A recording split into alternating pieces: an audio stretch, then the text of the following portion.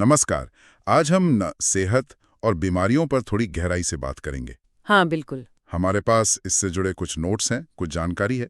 और देखिए, मकसद ये है कि समझें कि ये अच्छी सेहत आखिर है क्या चीज़, सही बात। और ये बीमारियां कैसे हो जाती हैं, कैसे फैलती हैं, और सबसे ज़रूरी, इनसे खुद को बचा कैसे सकते हैं। हाँ, ये बहुत जरूरी है। और मुझे लगता है ये जानकारी उन सभी नौजवानों के लिए तो खास तौर पर काम की है जो फिजिकली मेंटली फिट रहना चाहते हैं, जैसे हमारे वो युवा जो देश सेवा की तैयारी में लगे हैं। बिल्कुल, उनके लिए फिटनेस तो सबसे पहले है। तो चलिए देखते हैं हमारे नोट्स क्या कहते हैं। हाँ, तो शुरू करते हैं। अच्छा, सेहत मतलब सिर्फ ये तो नहीं कि कोई बीमारी ना हो। नहीं, बिल्कुल नहीं। देखिए, WHO भी कहता है कि सेहत का मतलब सिर्फ बीमारियों का ना होना नहीं है। ये तो शारीरिक, मानसिक और सामाजिक, मतलब हर तरह से एकदम फिट महसूस करना है। पूरी तरह अच्छा होना। अच्छा, तो ये एक ओवरऑल चीज है। बिल्कुल। हाँ जी। और अच्छी सेहत के लिए ना कुछ बेसिक चीजें हैं जो हमारे नोट्स में भी लिखी हैं, जैसे अच्छा। बैलेंस्ड खाना, हाँ, वो तो है। पर्सनल हाइजीन मतलब अपनी साफ सफाई, रोज थोड़ी एक्सरसाइज, कसरत, जरूरी है। और हाँ, बीमारियों के बारे में जानना, टीके क्यों लगते हैं ये समझना, ये सब चीजें मिलकर ही अच्छी सेहत बनाती हैं। ठीक है, तो फिर ये रोग या बीमारी, ये क्या चीज है आसान शब्दों में? रोग, देखिए जैसा नोट्स में इशारा है, ये है कि हमारा शरीर जो सामान्य रूप से काम करता है ना, हाँ। उस काम में कोई रुकावट आ जाए, कोई गड़बड़ी। ओके, मतलब नॉर्मल फंक्शनिंग में दिक्कत। हाँ बिल्कुल। और ये दिक्कत कई वजहों से आ सकती है, जैसे कोई इन्फेक्शन हो गया, या खाने पीने में किसी जरूरी चीज की कमी रह गई, या कोई प्रॉब्लम है जो मतलब जेनेटिक है, परिवार से मिली है। अच्छा, अनुवांशिक जिसे कहते हैं। हाँ, आनुवंशिक। या फिर हमारा माहौल ही ठीक नहीं है, आसपास का वातावरण। तो मोटे तौर पर बीमारियां दो तरह की हैं, एक संचारी जो फैलती हैं एक से दूसरे को, फैलने वाली। हाँ। हाँ, और दूसरी गैर संचारी जो फैलती नहीं, जैसे कैंसर वगैरह। और फिर वो आनुवंशिक वाली अलग। तो ये जो संचारी रोग हैं फैलने वाले, ये फैलते कैसे हैं एक इंसान से दूसरे तक? इनको फैलाने वाले होते हैं बहुत छोटे जीव, मतलब माइक्रोब्स, जिन्हें हम रोगाणु या पैथोजेंस कहते हैं। अच्छा, रोगाणु। हाँ, ये बैक्टीरिया हो सकते हैं, मतलब जीवाणु, वायरस हो सकते हैं, विषाणु, प्रोटोजोआ या फंगस, कवक भी। ओके, कई तरह के हैं। हाँ, और ये फैलते हैं हवा से, पानी से, खराब खाने से। मक्खी, मच्छर। हाँ, कीड़े मकोड़े जैसे मच्छर, मक्खी, या फिर बीमार इंसान को छूने से, मतलब शारीरिक संपर्क से। समझ गया। तो पहले बैक्टीरिया वाली बीमारियों पर बात करें। नोट्स में टीबी, टाइफाइड, हैजा, टिटनेस, कई नाम हैं। हाँ, बैक्टीरिया से काफ़ी बीमारियां होती हैं। कुछ खास उदाहरण जो नोट्स में हैं उन पर बात करते हैं, जैसे टीबी। हाँ, टीबी, ट्यूबरक्यूलोसिस। ये माइकोबैक्टीरियम ट्यूबरक्यूलोसिस नाम के बैक्टीरिया से होती है, और ये खांसने, छींकने से जो हवा में बारीक बूंदें फैलती है ना, ड्रॉपलेट्स। हाँ, उनसे फैलती है। लक्षण क्या है? बुखार रहेगा, खांसी आएगी, कभी-कभी बलगम में खून भी आ सकता है, सीने में दर्द, भूख कम लगना, वजन गिरना। अरे बाप रे। बचाव के लिए बचपन में BCG का टीका लगता है, और अगर किसी को हो जाए तो उसे थोड़ा अलग रखना, साफ सफाई का ध्यान रखना जरूरी है। इलाज के लिए अच्छी एंटीबायोटिक दवाएं हैं। और जहाँ लोग करीब रहते हैं, जैसे हॉस्टल या बैरक, वहाँ तो फैलने का डर ज्यादा रहता होगा। हाँ बिल्कुल, ऐसी जगहों पर वेंटिलेशन मतलब हवा का आना जाना ठीक हो, और लक्षणों पर ध्यान देना बहुत जरूरी है। ठीक है।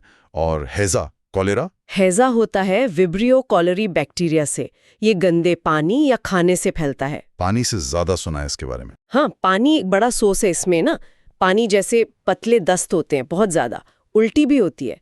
इससे क्या होता है, शरीर में पानी की भयानक कमी हो जाती है, डिहाइड्रेशन, मांसपेशियों में ऐंठन होने लगती है। तो इसमें सबसे जरूरी क्या है? ORS घोल, ये जान बचाने वाली चीज है, ओरल रिहाइड्रेशन सोल्यूशन। हाँ, ORS के पैकेट आते हैं। हाँ, उसमें ग्लूकोज, नमक, पोटेशियम क्लोराइड, ट्राइसोडियम साइट्रेट का सही मिक्सचर होता है। ये पानी और जरूरी मिनरल्स की कमी को फटाफट पूरा करता है, लेकिन हाँ, सही मात्रा में बनाना जरूरी है। ठीक है। और टाइफॉइड, इसमें कहते हैं बुखार बड़ा अजीब सा होता है। हाँ, टाइफॉइड होता है साल्मोनेला टाइफी बैक्टीरिया से। ये भी गंदे खाने पानी या मक्खियों से फैलता है। इसका खास लक्षण है तेज बुखार, जो सीढ़ी की तरह, मतलब चढ़ता उतरता रहता है, दिन में अलग, शाम को अलग। अच्छा, स्टेप लैडर फीवर कहते हैं शायद, जिससे पता चलता है। ओके। और फिर टिटनेस, या तो चोट लगने से जुड़ा है ना? हाँ, टिटनेस, जिसे धनुस्तंभ भी कहते हैं, ये क्लोस्ट्रीडियम टिटानी बैक्टीरिया से होता है। ये बैक्टीरिया ना मिट्टी वगैरह में होता है। अच्छा। और जब कोई चोट लगती है, घाव होता है, तो उसके जरिए शरीर में घुस जाता है। इसका सबसे डरावना लक्षण है मांसपेशियों में जबरदस्त जकड़न, खास तौर पर जबड़ा भिंच जाता है, हिलता नहीं। इसे लॉकजॉ कहते हैं। हाँ, सुना है, बहुत खतरनाक लगता है भी। इसीलिए चोट लगने पर खासकर गंदी या जंग लगी चीज से फौरन टिटनेस का इंजेक्शन लेना जरूरी होता है। वो ATS इंजेक्शन? हाँ, एंटी टिटनेस सीरम चोट लगने के 24 घंटे के अंदर लेना चाहिए। और बचपन में जो DPT का टीका लगता है, उसमें भी टिटनेस से बचाव होता है। तो मतलब प्रिवेंशन बहुत जरूरी है, खासकर फौज या पुलिस की ट्रेनिंग वगैरह में जहाँ चोट का खतरा रहता है। बिल्कुल, वहां तो ये चीजें बहुत ध्यान में रखनी होती हैं। ये तो हुई बैक्टीरिया की बात। अब आते हैं वायरस पर। वायरस तो और भी छोटे होते हैं इनसे? हाँ, वायरस बैक्टीरिया से भी छोटे होते हैं और ये भी कुछ कम खतरनाक नहीं होते। कई गंभीर बीमारियां फैलाते हैं। जैसे पोलियो? हाँ, पोलियोमाइलाइटिस। ये पोलियो वायरस से होता है। ये फैलता है संक्रमित मल से, गंदे पानी या खाने से। ये सीधा हमारे नर्वस सिस्टम पर हमला करता है, तंत्रिका तंत्र पर, और इससे हाथ पैर में लकवा मार सकता है, परमानेंट। लेकिन अब तो पोलियो लगभग खत्म हो गया भारत से। हाँ, शुक्र है। पोलियो उन्मूलन अभियान बहुत कामयाब रहा है। हमारे पास बहुत अच्छी वैक्सीन्स हैं। सैल्क वैक्सीन जो इंजेक्शन से लगती है, और सेबिन वैक्सीन जो ड्रॉप्स पिलाई जाती हैं। वो 2 बूंद जिंदगी की? हाँ, वही। नोट्स में मुंबई के हॉफकिंस इंस्टीट्यूट का भी जिक्र है, जो वैक्सीन बनाने में काफी आगे हैं। अच्छा, अब बात करते हैं रेबीज की, जिसके बारे में कहते हैं पानी से डर लगता है, हाइड्रोफोबिया। हाँ, रेबीज या हाइड्रोफोबिया ये रैबिडोवायरस से होता है और ये फैलता है किसी संक्रमित जानवर के काटने से, जैसे कुत्ता, बिल्ली, बंदर, भेड़िया। अच्छा, सिर्फ कुत्ते से नहीं? नहीं, और भी जानवरों से हो सकता है। उनके लार में ये वायरस होता है, काटने से, या अगर लार किसी घाव पर लग जाए तो इन्फेक्शन हो सकता है। इसके लक्षण क्या हैं? शुरू में तो सिर दर्द, बुखार जैसा लगता है, फिर गले की मांसपेशियों में इतनी भयानक ऐंठन होती है कि पानी निगलना भी मुश्किल हो जाता है। पानी देखने या सोचने से भी डर लगता है, इसीलिए हाइड्रोफोबिया कहते हैं। अरे बाप रे! और ये वायरस सीधा दिमाग और रीढ़ की हड्डी को नुकसान पहुंचाता है। ये जानलेवा बीमारी है अगर इलाज ना हो। इलाज मतलब वैक्सीन? हाँ, लुई पाश्चर ने इसकी वैक्सीन खोजी थी। जानवर के काटने के फौरन बाद वैक्सीन लेना सबसे जरूरी है। पहले बहुत सारे इंजेक्शन लगते थे, अब कम डोज वाली बेहतर वैक्सीन आ गई हैं। ठीक है, अब आते हैं डेंगू पर। ये तो आजकल बहुत कॉमन हो गया है। हाँ, डेंगू ये एक वायरस से होता है जिसके 4 टाइप हैं, DEN1 से 4, और इसे फैलाता है एडीज इजिप्टी मच्छर। टाइगर मच्छर?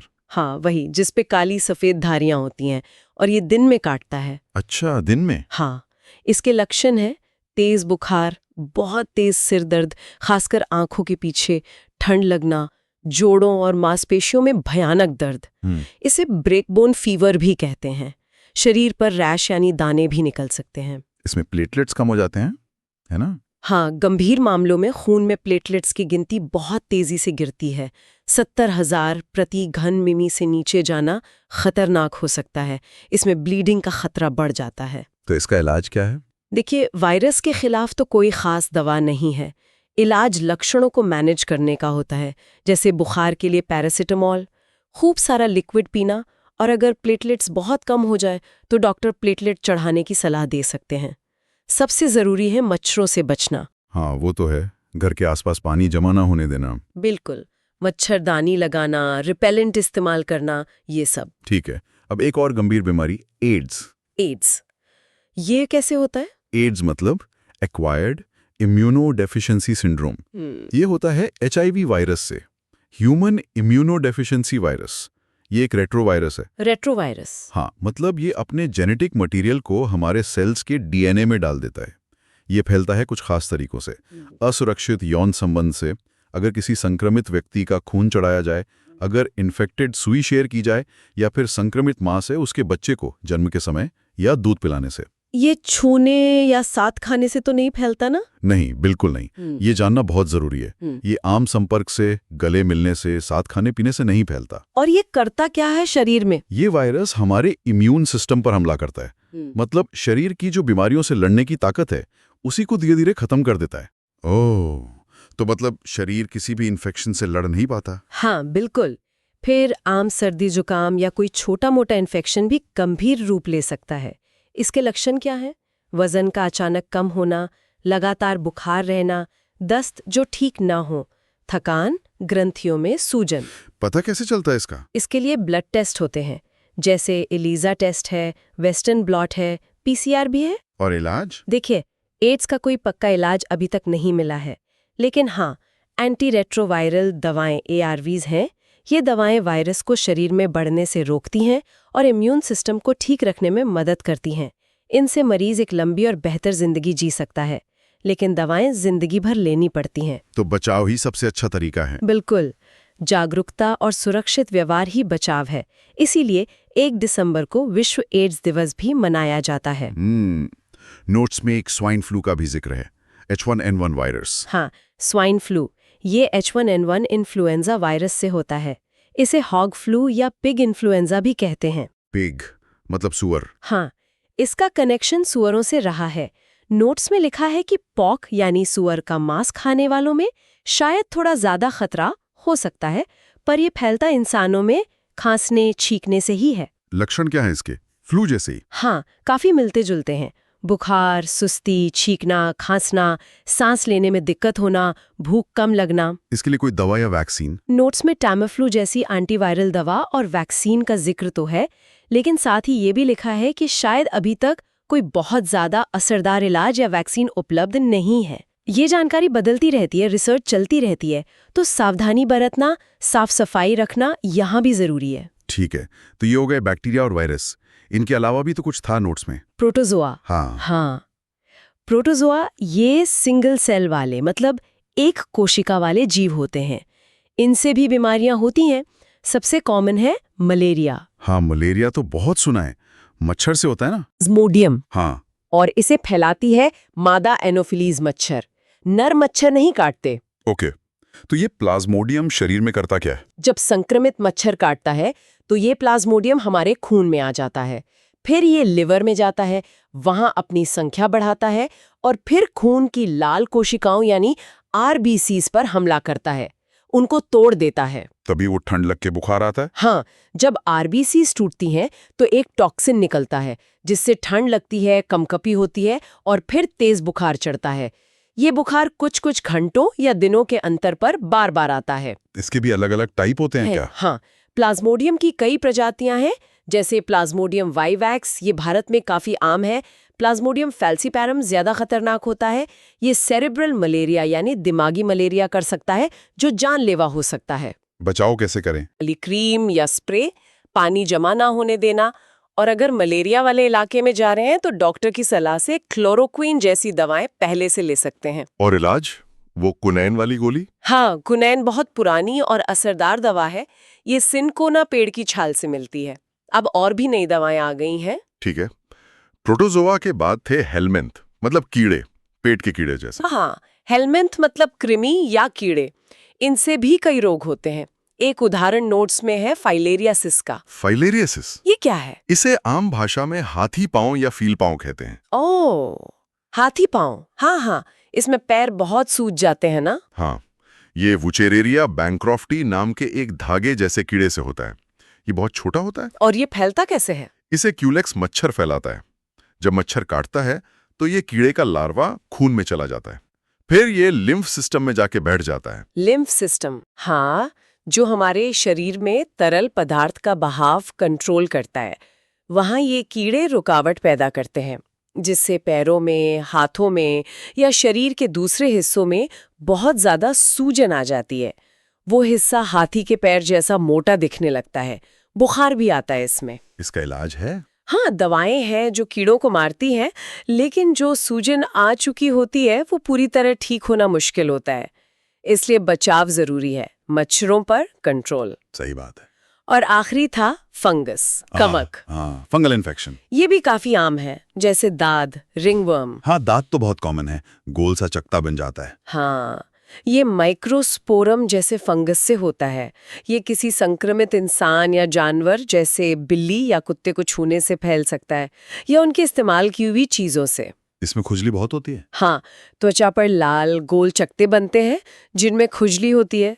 कभी कभी छोटे फफोले भी हो जाते हैं। इससे कैसे बचें? साफ सफाई, त्वचा को सूखा रखना, दूसरों के तौलिए कंघी वगैरह इस्तेमाल ना करना।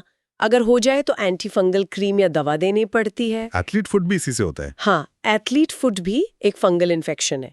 ये पैरों की उंगलियों के बीच में होता है, खासकर उन लोगों को जो जूते ज्यादा देर पहने रहते हैं और पैर में पसीना आता है। समझ गया। तो ये तो हो गई ज्यादातर फैलने वाली बीमारियां। अब उन पर आते हैं जो फैलती नहीं पर परिवार में चलती हैं। आनुवांशिक विकार, जेनेटिक डिसऑर्डर। हाँ, आनुवांशिक विकार ये हमारे जीन्स में गड़बड़ी की वजह से होते हैं।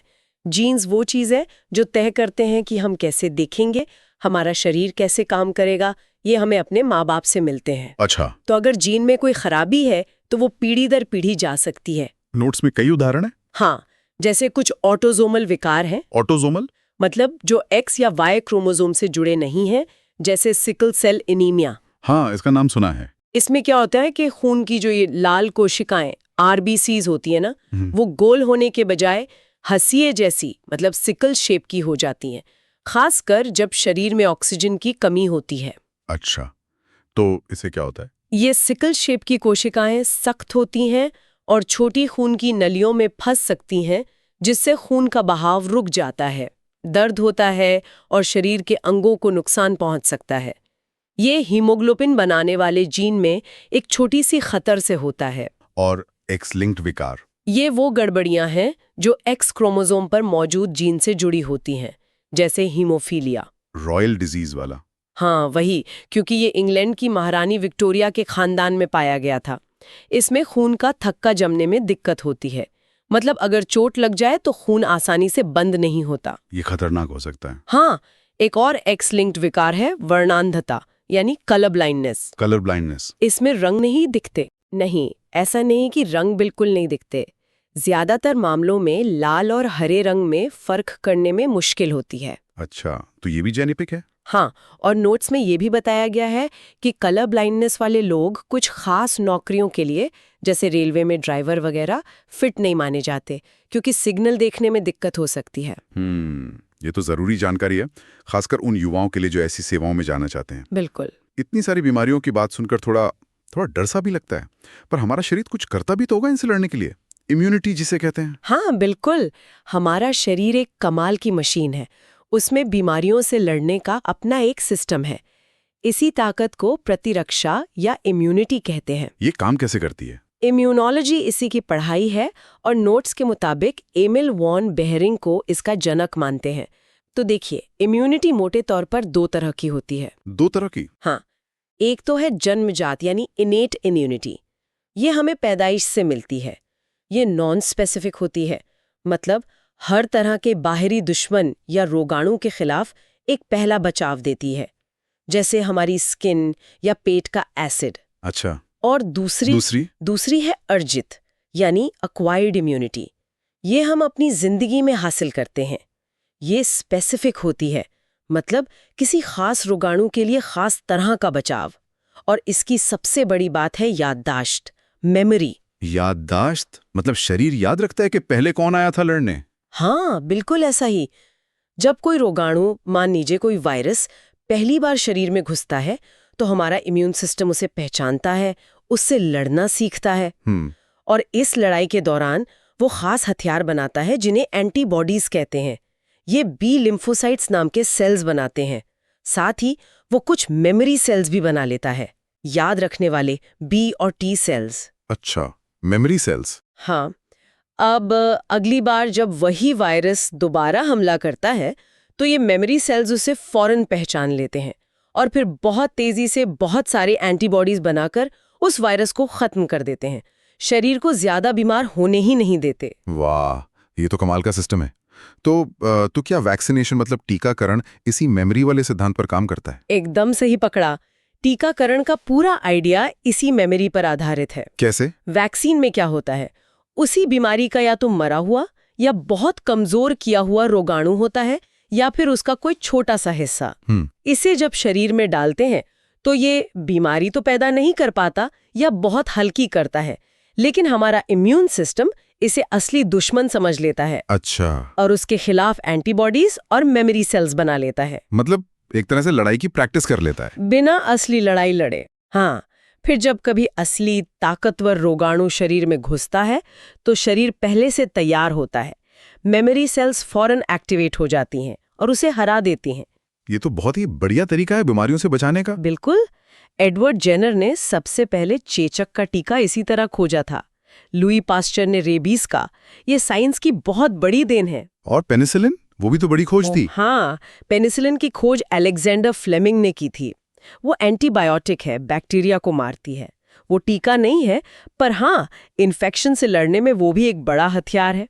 और बच्चों को जो इतने सारे टीके लगते हैं, डीपीटी, पोलियो, बीसीजी, मीजल्स, वो सब इसी अर्जित इम्यूनिटी के लिए हैं। हाँ, बिल्कुल। वो सब एक तय शेड्यूल के हिसाब से अलग अलग उम्र में दिए जाते हैं। डीपीटी, पोलियो, बीसीजी जन्म के आसपास या शुरू के महीनों में, फिर खसरा का, मीजल्स का, फिर बूस्टर डोज, ताकि बच्चों का शरीर शुरू से ही कई खतरनाक बीमारियों से लड़ने के लिए तैयार हो जाए। ये तो सच में पब्लिक हेल्थ के लिए बहुत ही जरूरी चीज है। बहुत ज्यादा। तो आज हमने मतलब सेहत क्या है से लेकर कितनी तरह की बीमारियां हैं, बैक्टीरिया, वायरस, प्रोटोजोआ, फंगस, कीड़े, यहाँ तक कि जेनेटिक वाली भी, सबके बारे में काफी कुछ समझा। हाँ, काफी कवर किया हमने। और ये भी जाना कि हमारा शरीर कैसे लड़ता है, इम्यूनिटी क्या है और टीके कैसे इस लड़ाई में हमारी मदद करते हैं। सही। तो मतलब निचोड़ ये है कि सेहतमंद रहना सिर्फ अपनी मर्जी की बात नहीं है, ये एक जिम्मेदारी भी है ना? खासकर उन युवाओं के लिए जो फिट रहकर देश के लिए कुछ बड़ा करना चाहते हैं। बिल्कुल सही कहा आपने। फिट रहेंगे तभी तो आगे बढ़ेंगे। और इसमें साफ सफाई, अच्छा खाना, थोड़ी कसरत और सही जानकारी, ये सब बहुत मदद करते हैं। हाँ, ये बेसिक चीजें हमें कई बीमारियों से बचा सकती हैं। और टीकाकरण, वो तो बोलते हैं कि एक सुरक्षा कवच है। हाँ, वो तो है ही, निश्चित रूप से। अच्छा, चलते चलते एक सवाल मैं छोड़ना चाहूंगे सोचने के लिए। हाँ, बताइए। खान पान, रहन सहन, हमारा पर्यावरण, ये सब हमारी सेहत पर कैसा असर डाल रहे हैं? कौन सी नई चुनौतियां आ रही हैं? ये तो सोचने वाली बात है। और एक समाज के तौर पर हम इन नई चुनौतियों का सामना करने के लिए कितने तैयार हैं? क्या कर रहे हैं? वाकई ये एक जरूरी सवाल है जिस पर हम सबको सोचना चाहिए। खैर, आज की बातचीत के लिए बहुत बहुत शुक्रिया, बहुत कुछ जानने को मिला। मुझे भी अच्छा लगा बात करके। तो बस अपनी सेहत का ध्यान रखिए, जागरूक रहिए। अगली बार फिर मिलेंगे कुछ नई जानकारी के साथ। नमस्कार। नमस्कार।